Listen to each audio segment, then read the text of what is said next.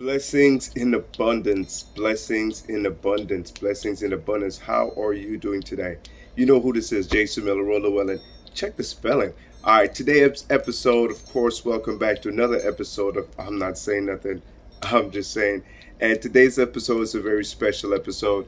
It's brought to you by the Sioux Nation of Indians and the Uogola Sioux tribe and the partnership that we're celebrating that with Dr. Muldowney for the Indian tribe to be able to get their first legal harvest in U.S. history. So it's exclusively in godsgiftluxury.com. And today's episode is brought to you by our research and development.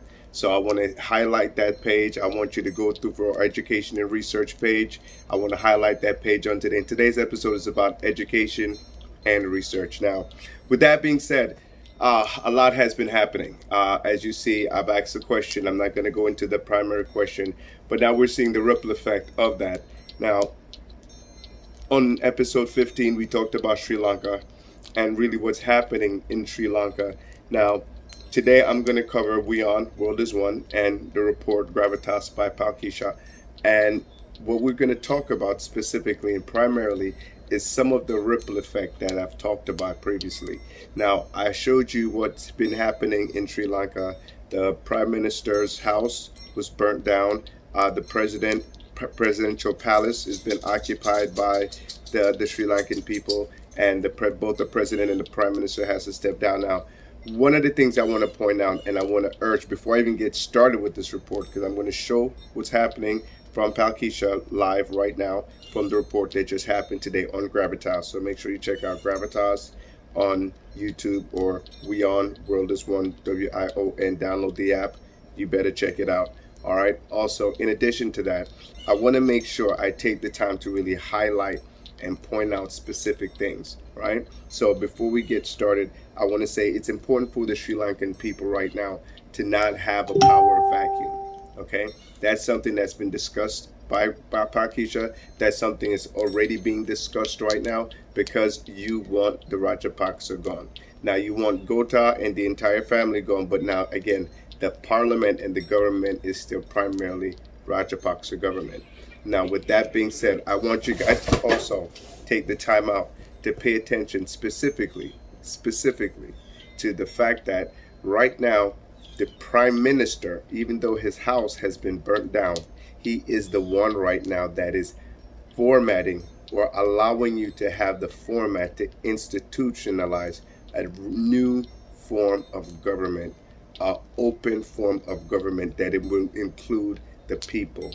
With that being said, it's important and it's imperative for the people of Sri Lanka to identify and adjust, okay? This is something I talk about in my new book that's coming out, Identify and Adjust. Now that you've identified you want the Rajapaksas gone, it is time now for the people to adjust and make that emotional adjustment to now make sure that you align yourselves with the vision of the open government that you are requesting with the Rajapaksas being gone, to have that peaceful transition of power so that you can end the lack as soon as possible. Now, you can't end the lack as soon as possible because you're dealing with a generational situation right now, meaning that this is going to take at least 7 to 10 years before you get back on track. Now, if this is going to be a process that takes 7 to 10 years before you get back on track financially because of the economic situation you're in right now, it's imperative understanding with the wars and everything that's happening that right now you yourselves be wise and not be emotional. Because after you have identified, you've taken passion to create change. Now you need to put the emotions aside and be logical to establish change. And this is how change happened with the people. So I want to share that. I want to urge that. And before I even get into Palkisha's report, I wanted to highlight my viewpoint on that. Okay, so let's get into her report right now. I'll be right back with you in just a second. Now, here we have a situation where I'm getting right into the report. This is Palki here, and I wanted to pick up from this point because this is after everything has been going on. As I said, the house has been burnt down and everything. So we're facing that power vacuum as we speak. But as she's asking a question here, where is the Prime Minister? Where's the President of Sri Lanka? So I wanted to pull that up so we can get right into that, so we can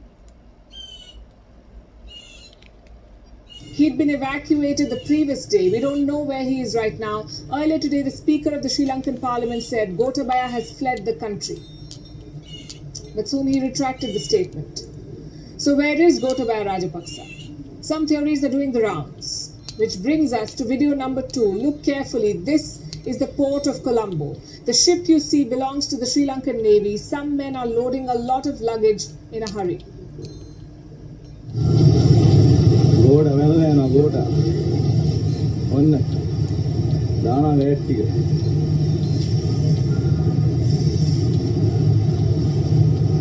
ඒ වරායි නම් ගන්න video එක. This happened when the protesters had surrounded the presidential palace. Was Gotabaya Rajapaksa inside the ship at the time? Did he use the Sri Lankan Navy to flee? Where was the ship going? Who was on board? We do not know, but the Lankan press has been talking about it. According to one report, 2 ships of the Sri Lankan Navy were mobilized. A group of elites boarded these ships at the port of Colombo. A line of luxury vehicles had entered the port. The luggage was moved from those cars into this ship. Again, we do not know who was on the ship. The ship's manifest has not been made public. But it looks like someone important was inside. Later in the day, the situation got out of hand. Let me show you video number 3. This was the home of Sri Lankan Prime Minister Ranil Wickremesinghe. Protesters set it on fire. This is what I spoke about earlier. This is the same person that's coming with solutions. So while we are angry as a people, you have to be logical for the future. Ranil Wickremesinghe is facing the wrath of protesters. He took over as Prime Minister just a few weeks back. And he also just got the the job. Finance Ministry of Sri Lanka. He took the mantle from Mahinda Rajapaksa, who was forced to resign for the economic crisis. Now Wickremesinghe had a tough task at hand, bringing the economy back on track. He did not have a magic wand. He was the one talking to the IMF for a bailout. Whilst trying to He was also put the things Prime in Minister place. chosen by the Rajapaksas. And that went against him. Protesters lost patience with him. First, they overran his official residence, the Temple Trees. Then they set his private home on fire. And all of this happened after Wickremesinghe announced his resignation. So he too will step down. Earlier today, he spoke out. He said he has lost the only house he ever owned, and with it, one of his most valued treasures. Down. My biggest wealth and treasure were the 2,500 books in my library. They have been destroyed.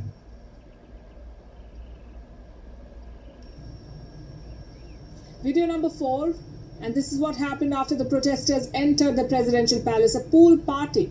That's what happened. It did not stop here. They entered different bedrooms. They went through the drawers of the bathrooms. They celebrated. Now, I want to pause right there and I want to ask a question. And the question that I want to ask is, are we witnessing a Sri Lankan insurrection? And as this is the Sri Lankan government, is the Sri Lankan FBI going to then investigate everyone there and hold a trial for everyone there? Because the citizens of Sri Lanka decided that they were tired of the form of government and wanted to erect their own form of government, which is the process that is happening right now. Now, we saw again in here right now, the United States of America, these United States of America, African Americans were sadly misconstrued and absolutely abused throughout the entire Black Lives Matters movement, the Dream Defenders movement, which started as something about equality, but again, it ended for equality. I'll explain that in a few minutes. Now, it started as equality for equal rights, equal life for African Americans, because again, there's no other people in the streets that were dying like African Americans. You don't see Asians screaming Asians' life matters because the police are killing Asians. You didn't see the Arabs saying the same thing. You didn't see the Jews saying that. You don't see the white people getting shot in the streets. You see the white people get cuffed and taken to jail. So whether they are speeding, whether they committed a violent crime, whether they shot up a school, whether they did, most of these men actually get put in handcuffs and go to jail. versus the black men who have died, like George Floyd, over a $20 bill, or Freddie Gray, or Mike Brown, or Breonna Taylor, or Trayvon Martin, or I can go on, because there's been over 1.5 million Americans dead, not just to gun violence, but also I'm talking about police violence as well. Now here in America, we don't have the same equality, which is what it started about.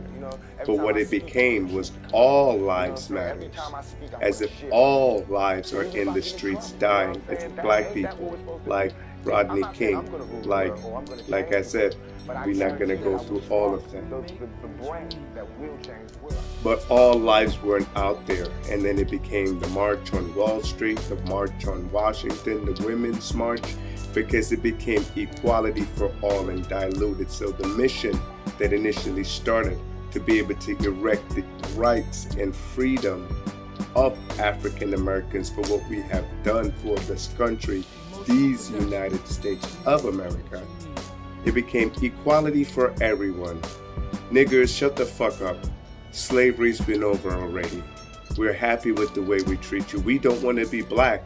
We don't want to be you, but we're tired of hearing about you. So gay rights is equality because the gays are tired of being suffered and discriminated against. But black people should just, yes, get over it. Pardon my French there. Sometimes, it just slips. But I wanted to point that out because, again, it started for equality and it ended for equality. And that's what's sad about our irony in the hypocrisy of democracy. Get it? So again, I asked the question, are we witnessing a Sri Lankan insurrection? And if so, is the Sri Lankan FBI and CIA going to investigate all these people and the leader of the pack and take them to jail and do a court trial? Because we here in America, we're facing those very same shortages. Putin's price hike. All right, as an American, let me know which gas station or which state that you are in that you pulled up to a Putin's gas station and you went to the pump to buy gas from Putin. And the price was so high. Oh my God, Putin has raised the price on his gas. So you're tired of Putin's price hikes because every time you go to a gas station, I see a Wawa, I see Shell, I see BP, I see Exxon. I don't see Putin's. I don't see Putin's in American gas stations. I don't see Putin's on any streets. So when they sell it to you as Putin's price hike on your gas, as an American, going to American oil companies to buy your gas, again, bend over and take it raw. They don't care about what you think or how you feel. They're going to institutionalize their legislative agendas based on what suits the lobbyists and the corporate elites that I talked about in the previous episode 14. So now, as I move forward with the conversation, the flip side of that conversation is very, very easy, because in America, we saw the difference with African Americans being treated for Black Lives Matters versus how white people were treated for the insurrection, meaning white people are now being tried. White people went to jail. White people were able to storm the building and actually get into the Capitol building and piss on Nancy Pelosi's desk. Just like the Sri Lankans right now are tired of the bullshit, and they saw the bullshit happening and they were fed up with it. Just like the white people saw the bullshit, because we're living in Joe Biden's bullshit right now. So all you people talking about the insurrection against Joe Biden and now are living in this Sleepy Joe administration and witnessing what we are now witnessing, you should be thanking the insurrectionists for trying to erect a new form of government. Because we, the people who elect the people in power, as I've said before, have more power than the people we elect to put in power. But we have to stand up for our own rights and erect our new form of government if the one that's serving us is not serving us accurately. So I see an example for America in Sri Lanka, because those people actually unitedly got tired of the bullshit unitedly were ended the suffering and wanted to make sure that the government on a whole unitedly understand we're done with the fucking bullshit. We're not there yet because we're happy with air conditioning and everything that's going on in our lives, in our homes, and we do not want to disturb that. But I point that out to say, again, with the insurrection that took place on January 6th, where the white people, as I said, acted on their white privilege because they believed, hey, we want Donald Trump. We're tired of what we were hearing with. We don't even like what this is bullshit. We don't want it. That's what they were saying. And that's why they tried to storm the building, and they did. And you saw exactly how the police responded, because when the African Americans were trying to do equality for African Americans, because it was equality for everyone at that time, we really don't care about you anymore. So they were readily armed, military armed, to deal with the black people in the streets. But then when the white people were showing up, the cameras and the news cameras came out. So the police didn't show up with military gear and riot gear. The news cameras came out, and they were everywhere. So all the news cameras got a chance to see all those white people acted on all their white privilege on January 6th. And they all saw how the military, the army, the troops, the police, the Washington State Capitol Police, they're all unprepared to deal with large groups of white people because of the differences. See, there's no Sri Lankan racism. I guess that's what I wanted to point out. So there's no white Sri Lankans and black Sri Lankans, so that the police that are there would now treat one. No, they're all the same. They're all the same. They all look like each other. So the police that's there, when he sees the police people coming there, he don't see a different stranger. He sees his own color. He sees his own brother. So I'm not saying that the police there were a part of it, but I'm saying it's a difference of how what happened when the citizens of the world are equal, of the country are equal, versus when they're not. And we saw that. So as we're witnessing, what I'm asking, is this a Sri Lankan insurrection? And if this is a Sri Lankan insurrection, the thing to identify is you do not want to create a power vacuum. And in having the wherewithal to insurrect or erect, to insurrect to the point of erecting your form of government, which is where the Sri Lankans are right now, I bid and I say and I ask, please, to all the Sri Lankan people everywhere, please understand what your power and your position of authority is, because the world cannot negotiate with rebels. The world cannot negotiate with, leaders of, they need an institutionalized government. So if we're going to be an all-body government, come together right now and start unitedly coming together with your own form of democracy, because this is how the people provide solutions to the people that can get around making the government as relevant as they need to be. So if you only need to get the government in place right now to be able to then get those funds or those things negotiated, while the people then start to occupy positions within that all-body government to institutionalize the flow of that information or the flow of those resources, this is now how the Sri Lankan people are going to come together. But again, step off emotions and focus on logic, because if for this to happen, it only can happen one or two ways. Either it can be a power vacuum, or you can save yourselves through the situation. Either way, it's going to be at least 10 years before you clear yourselves of the situation. So understand, you're looking at something that's going to take about 3 to 10 years to resolve based on where you are right now. We need to come together on a whole, and I say we because we're all one body, one voice, one thought, one consciousness. So again, I want you to pay attention to this.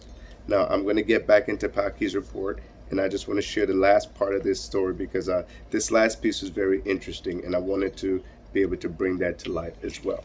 Created in banquet halls.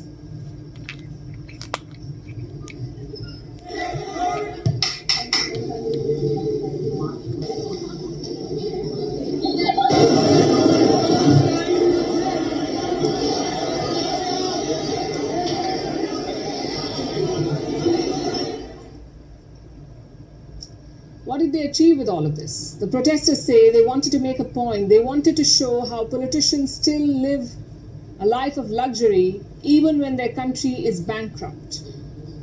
Now they refuse to leave. Video number 5, this is from today. The protesters are still at the presidential palace.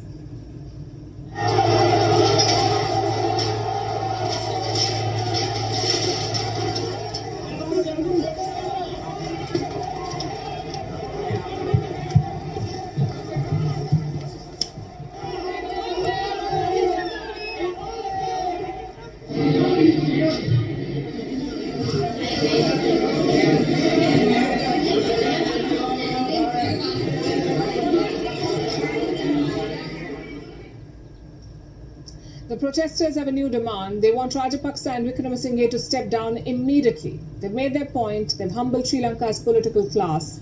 And a day after storming the presidential palace, they've also shown how you can be civil in the middle of a crisis. Some of them returned to tidy up, to clean up the mess. I guess Sri Lanka seasons are moving in reverse. First the summer of protests and now the Colombo spring. The pictures we showed you symbolize two things. One, an absolute rejection of the establishment, not just the Rajapaksas, but the entire political class. And two, a dangerous political situation. Because this could play out in two ways. It can either lead to a peaceful transition or it could descend into chaos. What does history say?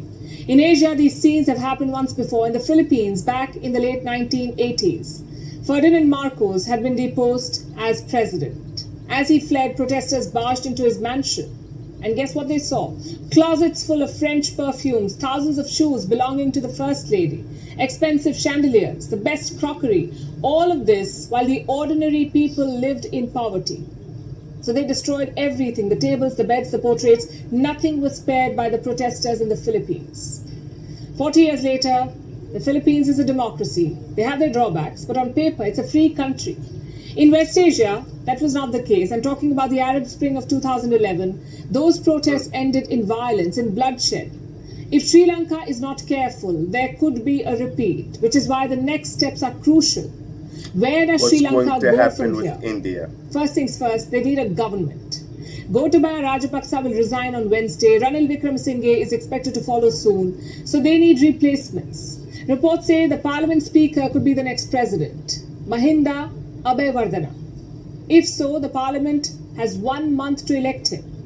Abeyewardena will not get a fresh term. He will have to finish Gotabaya's remaining tenure. That's until 2024.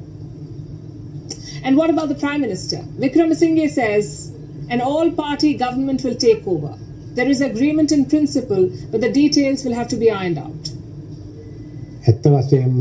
We are not going to work outside the constitution. You can't pressure parliament from outside to do things. I am here to protect the constitution, to listen to people's views while protecting the constitution. What we need today is an all-party government, and I will work towards achieving it.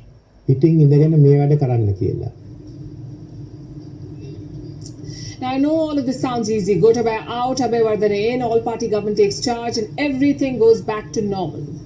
But things are not so simple. Rajapaksa's party still holds majority in parliament. Without their help, a new president cannot take over. Also, will the protesters accept the new leader? Will they allow Rajapaksa's party to keep calling the shots?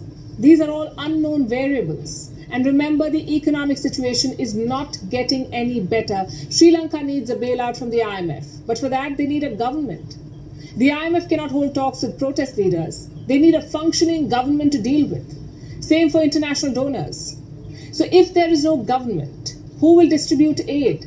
Who will secure credit lines? Sri Lanka's number one priority is a peaceful transition to prevent a power vacuum. If not, the scenes could change. Right now, the protesters are more curious than lethal. This is not a bloodthirsty mob like in Libya or Egypt. This is a disgruntled population. There is still time to address their grievances, and a lot depends on the international community. Without their help, Sri Lanka cannot function. They cannot provide basic supplies. So far, the global reaction has been tentative. The United States, for instance, they asked the parliament to find quick and long-term solutions. Also to not support one political party. China, meanwhile, is silent. Their only reaction came from the embassy in Colombo, and guess what they said? Don't take part in protests. That's what China said. Nothing about the political situation, nothing about the economic collapse. They warned Chinese citizens against joining the protest in Sri Lanka. The European Union was more vocal. They called for a peaceful and democratic transition of power. What about India? India has a bigger stake than either the US or Europe. It is Sri Lanka's closest neighbor. So, what role should India play? Right now, New Delhi is playing it safe.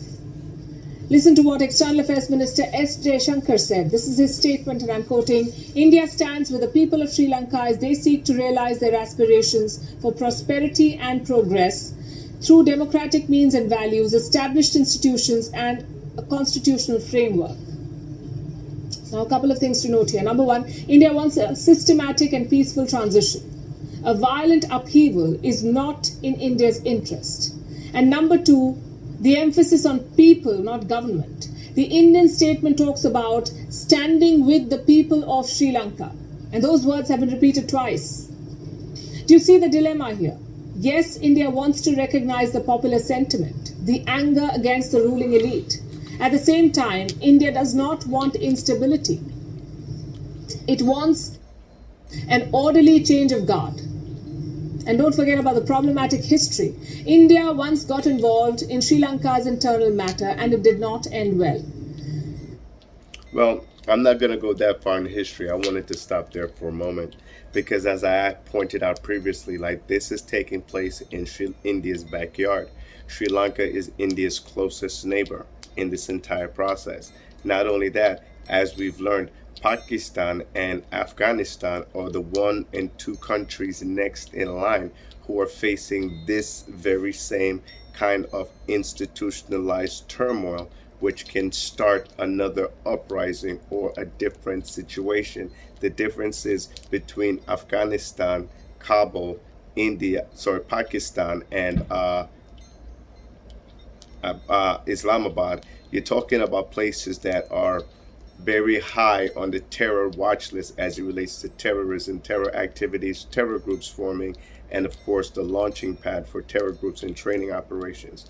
This is not me saying this. This is documented military information from every level or every stage of the government as it relates to the things that happen in this region. That's why America leaving $1 trillion army in Kabul with such a big red flag to ask the question, is America funding global terrorism? Which was the fundamental question that I asked behind this entire process. Now, America has nothing to do with the Rajapaksa's mismanagement of funds. America has nothing to do with the people now getting in Sri Lanka overhauled to the point where they're now fed up with the Rajapaksa government, want them completely out, and are now moving towards change.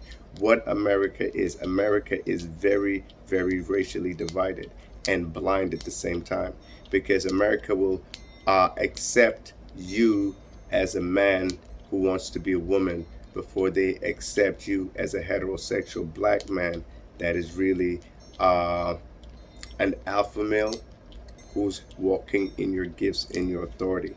Because if you're not taking it, pardon my French, or, well, I shouldn't even say it like that because that might sound very disrespectful, and that it might not be pleasant for people to actually hear what's going on. But I'll say it in the words of Vladimir Putin. I don't know if they want to take their tops off or their bottoms off first. And that's the concept of what we're dealing with right now.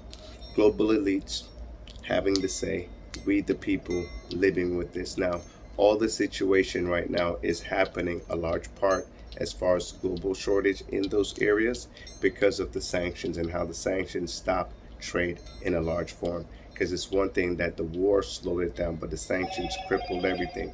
Why do I say that? Keep in mind again, Europe was buying over 1 million barrels of oil, $1 billion worth of oil every day from Russia, even throughout the whole war. And exactly, yeah, American oil companies still made over $800 billion in profit. But I'm not going to get into that. I'm going to take the time to stop right there. And I want you to think about this, ladies and gentlemen. Where are we heading as a country? What are we going to do about it as a people? When are we going to wake up and stand up for the Constitution and our constitutional right? And why don't you take the time to actually donate and support God's gift, luxury, God's gift, Luxury.com. Man, God's best, God's blessing. As always, y'all, Godspeed. It's your boy Jason Roll and Miller, and I'm not saying nothing. I'm just saying, y'all be good. Peace. When I was a boy, she said, ladies want some, it is in the door. She will have roses thrown at her feet, but let her actions speak before you make her queen.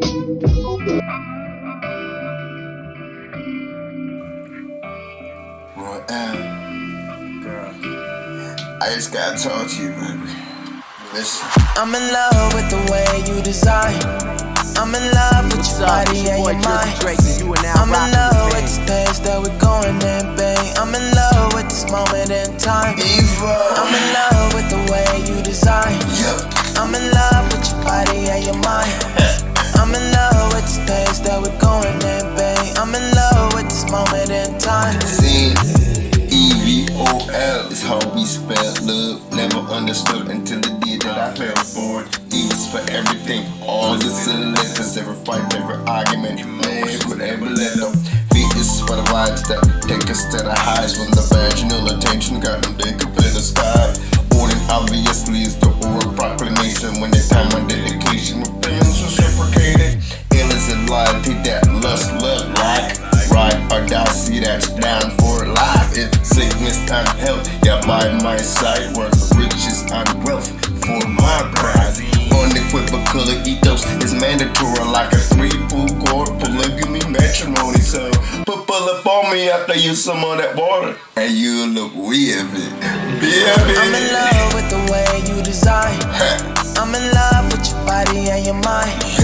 I'm in love with the space that we're going in, babe. I'm in love with this moment in time. I'm in love with the way you design. I'm in love with your body and your mind. I'm in love with the space that we're going in, babe. I'm in love with this moment in time. See, L is a lifelong love and ain't commitment for the willingness to provide all life's provisions. Oasis ovulating, procreate, create. Sow the seeds of wisdom, reap fruits of faith. Feeds the vision that both of you shall share. Vanquish villains of victory for years. And everything you do, it always require commitment. I hate to all know I appreciate after you ain't seen. My mama told me, not just a boy. She said, a lady's heart, son. She said it ain't no toy. She said, that mama up enough roses thrown at her feet. So you better watch how she before you choose your queen. I'm in love with the way you design. I'm in love with your body and your mind. I'm in love with the space that we're going in, babe. I'm in love with this moment in time. I'm in love with the way you design. I'm in love with your body and your mind. I'm in love with the space that we're going in, babe. I'm in love with this moment in time. My granny told me when I was just a boy. She said, a lady's heart, son. She said it ain't no time. She said, them mama got roses shown at her feet. But first, let her actions speak before you choose your queen. She said, my mama told me when I was just a boy. She said, a lady's heart, son, it ain't no toy. She says, they gon' have roses thrown at their feet. But yo, watch all the girl them speak. Watch them actions before you choose any queen. I'm in love with the way you design. I'm in love with your body and your mind. I'm in love with the space that we're going in, babe. I'm in love with this moment in time. I'm in love with the way you design. I'm in love with your body and your mind. I'm in love with the space that we're going in, babe. I'm in love with this moment